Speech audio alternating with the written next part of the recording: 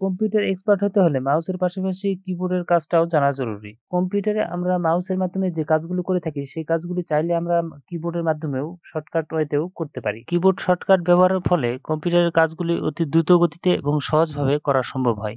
আজকে আমি আপনাদের সামনে উপস্থাপন করব কিবোর্ডের উইন্ডোজ বাটনের কিছু শর্টকাট টিপস নিয়ে, তো যেগুলো ব্যবহার করে আপনারা অতি দ্রুত কম্পিউটারের কাজ সহজভাবে করতে পারবেন। তো চলুন কথা না বাড়িয়ে শুরু করা যাক। ১ নম্বরে আমি দেখাবো জুম করা। এই জুম করার মাধ্যমে আপনি আপনার কম্পিউটারের স্ক্রিনকে বা ডিসপ্লেকে খুব কাছে থেকে সহজ করে বড় আকৃতিতে দেখতে পারবেন। এটি আপনার কম্পিউটারের ডিসপ্লেকেও করতে পারবেন অথবা যেকোনো ব্রাউজার ওপেন করে সেই ব্রাউজারটিও জুম করে দেখতে পারবেন। এই জুম করতে হলে প্রথমে আপনাকে কিবোর্ডের উইন্ডোজ বাটনে চাপ দিতে হবে, দেন প্লাস এবং মাইনাস। কিবোর্ডের যে প্লাস এবং মাইনাস চিহ্নটি দেখতে পাচ্ছেন, এই প্লাস মাইনাস দিয়ে জুম ইন জুম আউট করতে পারবেন। তো আমি আপনাকে প্রথমে জুম ইন করে দেখাচ্ছি। উইন্ডোজ প্লাস সাইন আপনি দেখতে পাচ্ছেন আমার মাউসের কার্সরটি যেখানে রয়েছে সেই অংশটুকু জুম করে দেখাচ্ছে। আরো একবার প্লাস সাইন চাপতেছি, আবারও জুম করে দেখাচ্ছে। এখন আমি মাউসের কার্সরটি যেখানে নিয়ে যাচ্ছি সেই অংশটুকু আমাকে জুম করে দেখাচ্ছে। তো এই জুম অংশকে জুম আউট করার জন্য উইন্ডোজ প্লাস মাইনাস সাইনটি চাপতে হবে। আপনি দেখতে পাচ্ছেন জুম আউট হয়ে যাচ্ছে। এটি আবার ক্লোজ করার জন্য আপনি এই ক্লোজ সাইনটিতে চাপ দিবেন, তাহলে আপনার জুম অপশনটি ক্যান্সেল হয়ে যাবে। Number 2, notification box. এই নোটিফিকেশন মূলত আপনার কম্পিউটারে যখন কোনো মেসেজ আসে সেটি দেখার জন্য আপনি মাউসের কার্সরটি উপরের ডান পাশের অংশটিতে ক্লিক করবেন। এটি আপনার কম্পিউটারে নিচের দিকে সাধারণত থাকবে। আমি উপরের দিকে রাখছি। আপনি দেখতে পাচ্ছেন আমার কম্পিউটারে আমি নিচের দিকে নিয়ে আসলাম। নিচের দিকে ডান পাশে কর্নারে নোটিফিকেশন অপশনটিতে ক্লিক করবেন। করলে এখানে নোটিফিকেশনটি দেখতে পাচ্ছেন। এটি দেখার জন্য কিবোর্ডের শর্টকাট প্রসেসটি হচ্ছে উইন্ডোজ প্লাস ই। আপনি দেখতে পাচ্ছেন উইন্ডোজ প্লাস এ চাপার পরে এই নোটিফিকেশনটি আপনার সম্মুখে ভেসে উঠেছে। আবারও উইন্ডোজ প্লাস এ চাপার পরে নোটিফিকেশনটি ক্লোজ হয়ে গেছে। Number 3, minimise option. তো এই মিনিমাইজ মূলত আপনি কম্পিউটারে যখন একাধিক ট্যাব ওপেন করবেন, আপনি দেখতে পাচ্ছেন আমি একটি ট্যাব ওপেন করেছি ব্রাউজার, আরও একটি ব্রাউজারের ট্যাব ওপেন করলাম। ২টি ব্রাউজারে ট্যাব ওপেন করার পরে আমি একটি ফাইল ওপেন করলাম। এরকমভাবে আপনি দেখতে পাচ্ছেন একাধিক ফাইলটি আমার এখানে ওপেন করা রয়েছে এবং ট্যাব আলাদাভাবে কয়েকটি ট্যাব ওপেন করা রয়েছে। আপনি দেখতে পাচ্ছেন এখানে বেশ কয়েকটি ট্যাব। এই ট্যাবগুলিকে আমি একত্রে এক ক্লিকেই মিনিমাইজ করে রাখতে পারব। এই ট্যাবগুলিকে আপনি মাউসের কার্সর দিয়ে এখানে মিনিমাইজ অপশনে ক্লিক করে একে এইভাবে ক্লোজ করে রাখতে পারেন। এটি করার জন্য কিবোর্ডে একটি শর্টকাট প্রসেস রয়েছে। এই শর্টকাট প্রসেসটি হচ্ছে যে উইন্ডোজ প্লাস ডি। আপনি দেখতে পাচ্ছেন অল ট্যাব আমার মিনিমাইজ হয়ে গিয়েছে। Number 4, file manager. তো ফাইল ম্যানেজার ওপেন করতে হলে আপনি মাউসের কার্সর দিয়ে সাধারণত ফাইল এক্সপ্লোর অপশনে ক্লিক করেন।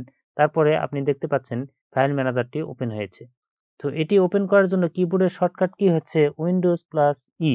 তাহলে আপনি দেখতে পাচ্ছেন আমার ফাইল ম্যানেজারটি ওপেন হয়ে গিয়েছে। Number 5, settings. এই সেটিংসের জন্য সাধারণত আমরা মাউসের কার্সর দিয়ে স্টার্ট মেনুতে ক্লিক করি। করার পরে যে সেটিংস অপশন রয়েছে এই অপশনে ক্লিক করার সঙ্গে আমাদের সম্মুখে সেটিং অপশনটি ভেসে ওঠে। তো এই সেটিংস সাধারণত কিবোর্ডের শর্টকাট কির মাধ্যমে আমরা নিয়ে আসতে পারি। এই সেটিংসটি নিয়ে আসার জন্য কিবোর্ডের শর্টকাট কি হচ্ছে Windows plus I. Windows plus I click করার সঙ্গে আপনি দেখতে পাচ্ছেন সেটিংস অপশন আমার সম্মুখে ভেসে উঠেছে। Number 6, lock. আমরা সাধারণত কম্পিউটার চালু রেখেই বাইরে কোথাও ঘুরতে বের হই বা কাজে বের হই। সেক্ষেত্রে আমরা কম্পিউটারটি লক করে বাইরে বের হতে পারি। এই লক করার জন্য সাধারণত উইন্ডোজ প্লাস এল অপশনটিতে চাপ দিতে হয়। আপনি দেখতে পাচ্ছেন উইন্ডোজ প্লাস এল চাপার পরে আমার কম্পিউটারটি লক হয়ে গেছে। এই লকটি সাধারণত নরমাল লক। আপনি যদি আপনার কম্পিউটারে পাসওয়ার্ড দিয়ে লক করে রাখেন, সেক্ষেত্রে আপনাকে এখানে আপনার পাসওয়ার্ডটি সাবমিট করতে বলবে। সেই পাসওয়ার্ডটি সাবমিট করার পরে আপনার লক অপশনটি খুলে যাবে। আমি যেহেতু কোনো পাসওয়ার্ড দিয়ে লক করি নাই, সেক্ষেত্রে আমাকে সাইন ইন করতে বলছে। এখানে ক্লিক করার সঙ্গে আমার কম্পিউটারটি ওপেন হয়ে গিয়েছে। Number 7, audio record and capture. আমরা যখন আমাদের কম্পিউটার স্ক্রিনের নির্দিষ্ট কিছু অংশ বা কম্পিউটারের ফুল স্ক্রিনের পিকচার প্রয়োজন হয় অথবা কোনো ভয়েস রেকর্ডিং এর প্রয়োজন হয়, সেক্ষেত্রে আমরা এই কিবোর্ডের শর্টকাট কিগুলি ইউজ করে থাকি। তো এই কাজের জন্য আমরা যে কিবোর্ডের শর্টকাট কিগুলি ইউজ করে থাকি সেগুলি হচ্ছে উইন্ডোজ প্লাস জি। উইন্ডোজ প্লাস জি ক্লিক করার পরে আপনি দেখতে পাচ্ছেন আমাকে একটি পপআপ মেনু দেখাচ্ছে।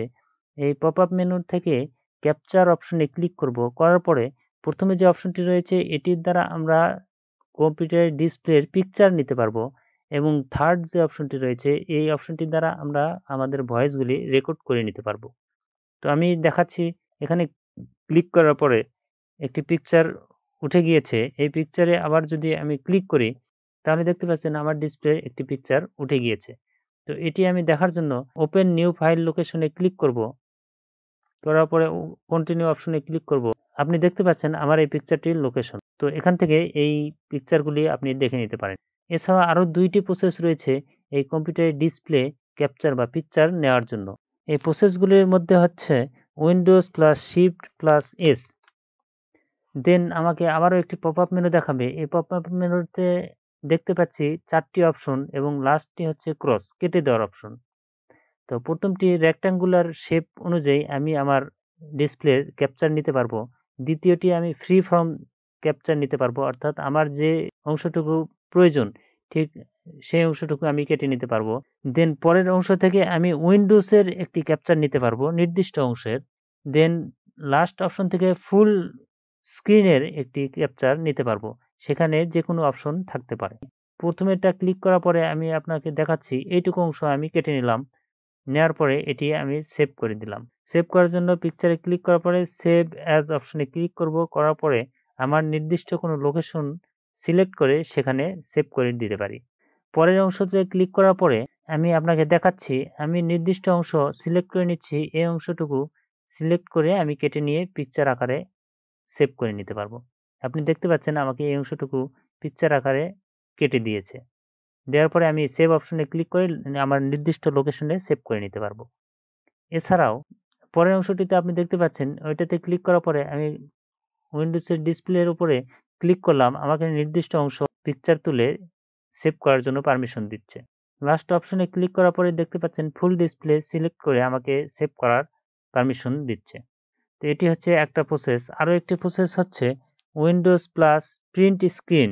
এটিতে ক্লিক করলে আপনাকে আর অন্য কোনো কিছুই করতে হবে না। সম্পূর্ণ ডিসপ্লের পিকচার তুলে অটোমেটিক সেভ করে দিবে। আপনি দেখতে পাচ্ছেন ক্লিক করার সঙ্গে সঙ্গে কালারের পরিবর্তন। একটি ব্ল্যাক কালার হয়ে যাচ্ছে এবং আলাদা করে একটি পিকচার উঠছে। এই পিকচারটি পাওয়ার জন্য আপনাকে মাই কম্পিউটারে যেতে হবে। মাই কম্পিউটারে যাওয়ার পরে পিকচার অপশনে ক্লিক করতে হবে। স্ক্রিনশট অপশনে ক্লিক করতে হবে। তাহলে আপনি দেখতে পাচ্ছেন আমি কয়েকটি পিকচার নিয়েছি। এই পিকচারগুলি আমাকে আমার ফাইলে দেখিয়ে দিচ্ছে। Number 8 project. এই প্রজেক্টের জন্য শর্টকাট কি আমরা উইন্ডোজ প্লাস পি ইউজ করে এই প্রজেক্ট অপশনটি নিয়ে আসতে পারি। এখান থেকে মাউসের কার্সর দিয়ে আমরা সিলেক্ট করে দিতে পারি। Number 9 search bar. এই সার্চ অপশনটি নিয়ে আসার জন্য আমরা সাধারণত মাউসের কার্সর দিয়ে টাস্ক বারে এসে সার্চ অপশনে ক্লিক করে সার্চ বারটি নিয়ে আসি। এটি নিয়ে আসার জন্য কিবোর্ডের শর্টকাট কি হচ্ছে উইন্ডোজ প্লাস এস। এটি চেপে অথবা উইন্ডোজ প্লাস কিউ চেপেও আমরা এই সার্চ বারটি নিয়ে আসতে পারি। Number 10 task view. এই টাস্ক ভিউ খুবই গুরুত্বপূর্ণ একটি পার্ট। আমরা সাধারণত এই টাস্ক ভিউ এর কাজ মাউসের কার্সর দিয়ে যখন করে থাকি তখন আপনি দেখতে পাচ্ছেন আমি ২টি ব্রাউজারের ট্যাব ওপেন করেছি। এটিতে আমি যখন আলাদাভাবে কাজ করব তখন এভাবে মাউসের কার্সর দিয়ে এটিতে আমি কাজ করে থাকি। তো এটি সাধারণত কিবোর্ডের শর্টকাট কি দিয়ে আমরা করতে পারি।